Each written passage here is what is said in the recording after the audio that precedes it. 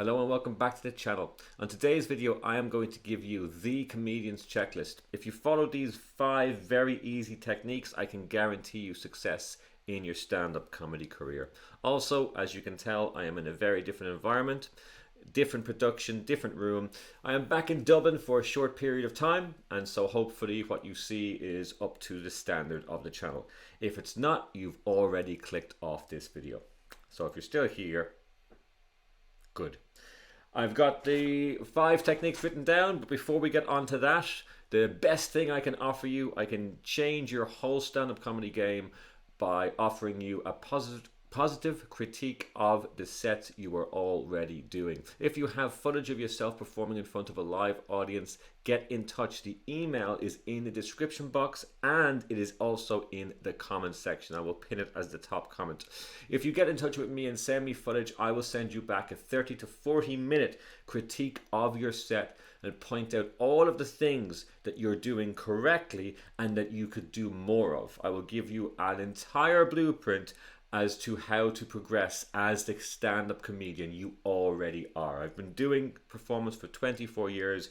There's no comedian I cannot help out. So if you have footage of yourself performing, please do get in touch. It's a fantastic way to support the channel as well as benefiting from the channel. All right. So with that being done, let's get into it. Number 1 of your comedian's checklist is to acknowledge the room.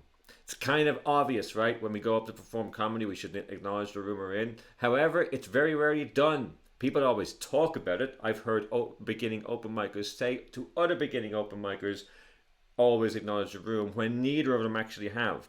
And what I mean by acknowledge the room is taking a moment at the very beginning of your set, taking your time, and also giving the audience a little bit of time to get on board what you're doing. The best way of doing this is to make fun of the immediate situation, something that's happening in that room, right? If it was in this case, it might be what's behind the door over here, or something that everyone can notice, something about the light switch, or something about the table over, other side, over here behind me. Something simple. If I can make something stupid and funny about that, that's what I'm going to open up. It's not going to be the best joke of the show, but that's not what it's supposed to be. It's supposed to show the audience that I am here for entertainment. I want to get a laugh as quick as possible. And the best way of doing that is not to give them anything to think about at all and do some material based on the room. It acknowledges the vibe in the room. You could also just do it about the vibe in the room too. It doesn't have to be an actual object or a thing in a room. It could be just about the general vibe. Very important here. What I'm saying is not to put the night down. I don't want you to go on stage and the first thing you say is to put the night down. That's not going to help anybody. It's a charismatic, humorous thing you say about the room. You're passing the ball all the time. It's funny. We're just having a little bit of fun. And then you go into your written material. It makes sure that you already get a laugh before you go into your written material, which also makes you feel great. And so by the time you do go into your written material, you do so with a little bit more confidence, I find anyway. Okay, that brings me on to tip number 2, because it's kind of in the same ballpark. But when it comes to tip number 2, I've written down, land your first punchline within the opening 30 seconds. Right? Now that's not to do with the immediate situation. You've already got a joke with it at, right? You've already got a joke out of pointing something in the room, because that's in the first 5 to 8 seconds, or maybe even shorter. But what I mean is, when you do finally go into your written material, a lot of comedians, especially early on, they tend to put their crazy story first, and they think, oh, I got something really cool to say. This thing happened to me, and so therefore I'm going to go and tell the audience this as quick as possible because it's such a unique story that happened to me. And unique and interesting and bizarre, all these types of stories, they don't really go down very well in front of an open mic comedy audience. A stand-up comedy audience wants to laugh after they learn everything about you. So if you go up and tell them something crazy that happened to you and your wife while you're on this holiday, and then this happened and that happened, you're telling them too much information that you can be getting jokes out of, and you're wasting it. The very first time you mention something in the set, a new thing about yourself that the audience find out, there should be a punchline as close to that thing as you can possibly make it. So that's why I'm saying it's so important to get a laugh really early on. If you have a story you really feel that you need to tell the audience, that's fine. By all means, tell that story. But do put jokes in at the very beginning and throughout, because all good comedians can tell a long story, and that's fine, but they always make sure that they are rewarding the audience for going on that journey with them throughout that story. Now, of course, if you're more of a one-line and quick-paced comedian, you're not going to really worry about this, because you're going to go, well, obviously I'm going to have a joke in the first 30 seconds. But for the rest of you, which is a large portion from doing the critique videos, you need to be told that, look, it's in the first 20 seconds, absolute most. I kind of said 30 here just to make it easy on you, but really you should be making them laugh as quick as possible. Another great thing this does is it conditions the audience. It tells the audience that you are only there for their enjoyment and their laughter, and you're not there to be heard and to get to the end of your story. And that's a thin line between that. There's a lot of comedians who think, oh, just because I'm a good storyteller, I'll get away with it. But actually, you don't. A comedian that goes up and does relatively okay, but is looking for the punchlines at all times, even if some of those moments after the punchlines are met with silence and they don't do very well, they're going to be remembered more fondly than a comedian that just doesn't give the audience any punchlines at all. And there's no real jokes in there, or there's a joke at the end of a long bit and it doesn't really have a big payoff. The goal here is to keep them laughing as consistently as possible. So if you can do that, at least they will see you are there for their enjoyment.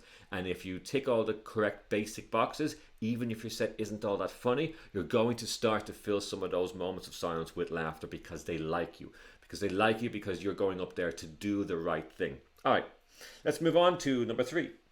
Is pause after big laughs. Now, the way I've kind of wrote these first 3 down is they all are in the same ballpark to each other. They all make sense. If you understand the first one, you'll understand the second, and then hopefully the third one. Pause after big laughs.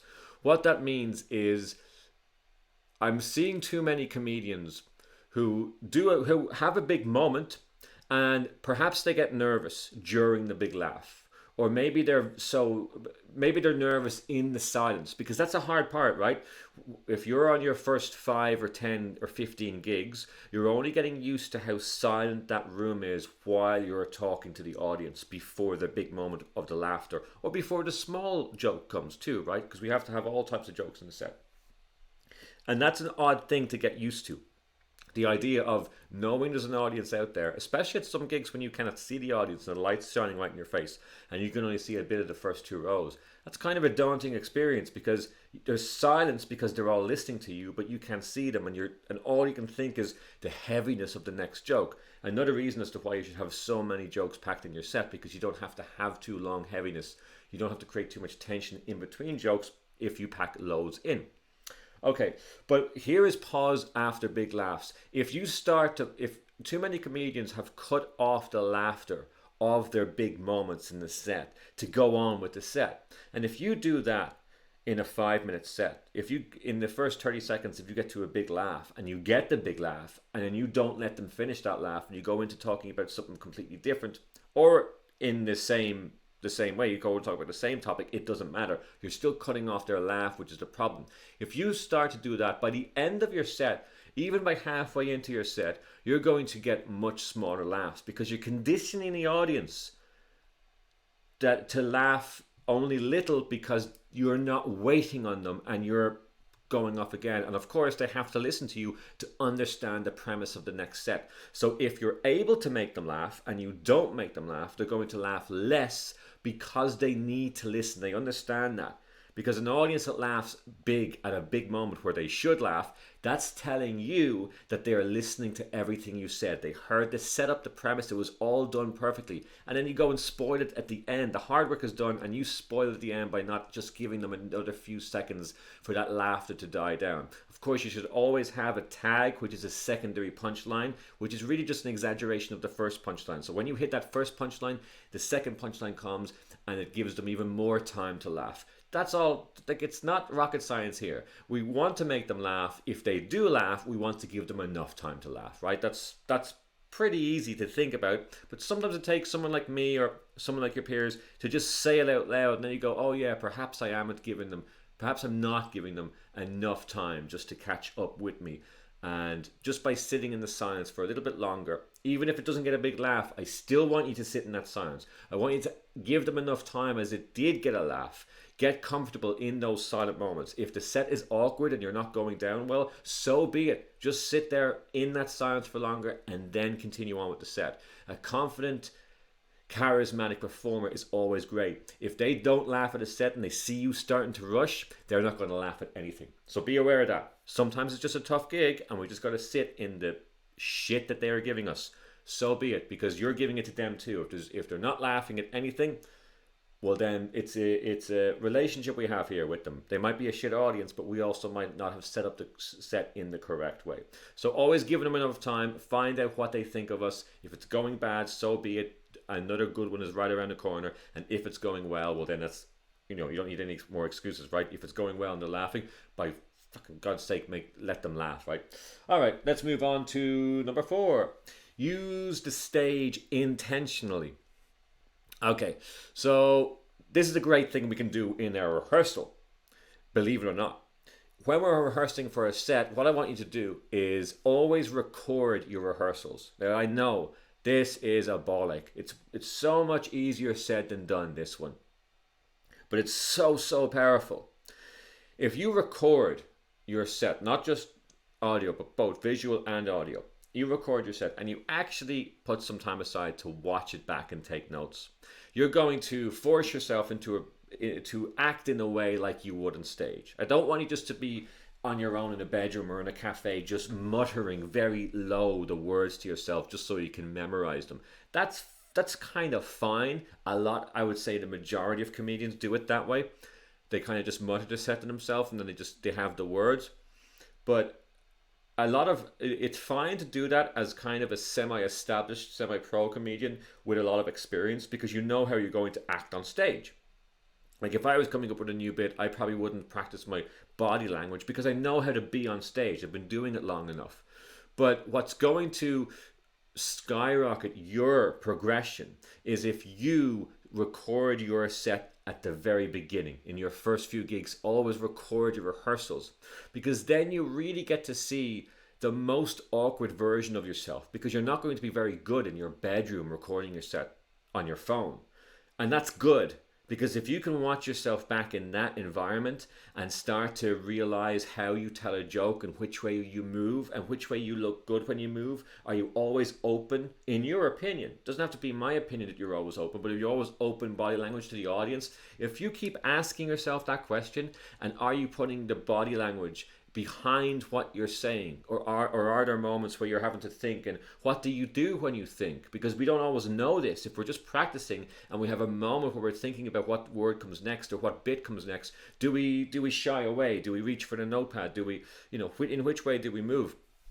And so all of these things can be improved, and it can be made more of an overall package, which is what we want to be, right? We want to be the overall package. It's not just about the words that come out of our mouth that we have pre-written down beforehand. It's about the entire message. We want to be there in the room. I started off with acknowledge the room. We want to be always there in the room, always performing the set as best we can. And the best way to start being using the stage intentionally is to know our body language at home, and then when we actually get to the stage, literally use it intentionally. Practice at home how you're going to move the microphone out of the way. Practice at home in which way are you going to stand for the majority of the set. There should be a way your body language is for the majority, and then sometimes you can break away from that. If you want to relax the set, what do you do when you want to relax the set? If you want to hit a punchline, is there something you do subtly when you hit a punchline that you do every time? And that's good if there is. It's also fine if there's not. But if there is something you do with your body, well then maybe you can exaggerate on it for those bigger moments. See what I'm doing? There's no wrong thing. There's no wrong way of having your body language. It's just about understanding your unique way of your body language to work on stage and playing into the strength of it. So always be asking yourself that, because whatever conclusion you come up to is the correct conclusion for you at this stage, right? You don't need someone much better than you to tell you, oh, this is the right way. It's perfectly fine to have your own opinions as long as you can back them up with your own theories as to why that works. And of course, if you want to make it even better, get in touch with me and I'll give you a positive critique of your live stand-up comedy set. All right. Number 5 is ending on a high and not a ramble. And then we are done. So this is so important, right? And I hear this a lot, like always hand on the high, always hand on your best joke. I've made another video about how to finish a set, so I'm not going to go into that here. You can check out the video, just fucking search for it. I'm not even going to tag it, to be honest. Ask me a question in the comment section about any of these things, even this particular question, and I'll go into massive detail. But I want to talk about a different angle of finishing strong. And I want to talk about the whole thing as a structure of art or as a piece. You go on stage and all comedians understand that I need to start strong. Maybe you want to do immediate material about the room and get a quick laugh that way and go into your set like I urged you to do, or maybe you decide you don't, which is just as fine. You can go directly into your set if you want. And all those things are fine. And then we think, okay, the body of the set, the middle of the set, I got this great story, I got these few jokes here, I'm going to do a callback there, all these cool stand-up comedy techniques, brilliant. And then a lot of comedians go, okay, I'll finish on that. And they've got no concept as to what that means. It's like, well, what do you mean you're going to finish on that? What's the last thing you're going to say? Now, if you happen to have a fantastic joke that goes very well at the end of your set, and it always gets a laugh, and then that's great. You know you're in the end of your set. By all means, keep that for a long time. And if you ever change it, just make the same style of joke in a different topic and put that in. And so you know how to finish with a strong joke. Perfect. But the majority of you aren't doing it that way. And you don't have to finish on a strong joke. You could just finish on the end of a bit, a definitive end, and then you could say, guys, thanks a million for listening to me here. I love this open mic. I love we're all working towards something great, and I love stand-up comedy, and it's just lovely to have spent this time with you, and have a great night. Something like that. But what I mean by finishing on a high is finishing on a definitive note, finishing on a something that happens, something that you say, something that you do that you feel cannot be topped. There's no extra thing to be said. There's absolute finish to your set. What I don't want to see you do is going into a bit and going, oh, I kind of messed that bit up. Oh, well, anyway, that's my time. And then get a cheap laugh off, mess that bit up, and that's my time. And I see this a lot. And if it's one of you, you know a lot of you have done this before, where you've been on stage and you go, oh, I kind of messed that bit up, or I'm not sure of this bit, so I'm going to do it at the end of my set, and then I'll just bail out whenever it goes wrong.